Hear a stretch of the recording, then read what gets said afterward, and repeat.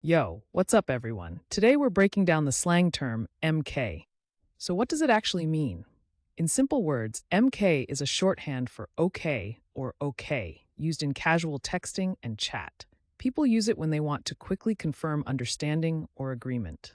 Sometimes it can also mean something slightly different depending on the context. Where did it come from?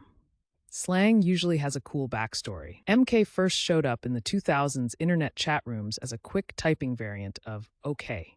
Over time, it spread into everyday talk, especially among younger people who text a lot.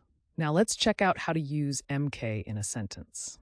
Correct example 1. She replied with MK after I told her the plan was set for tonight. Correct example 2. Can you meet at 5? MK, see you then. And for laughs, here's a wrong example. My grandma said MK at Sunday dinner, and everyone just froze. See how slang adds personality and vibe? Using MK right makes you sound natural, but using it wrong can be hilarious. Quick recap. MK means a shorthand for OK or OK, used in casual texting. It started in early 2000s internet chat rooms, and now you'll hear it in conversations, online, or even in music.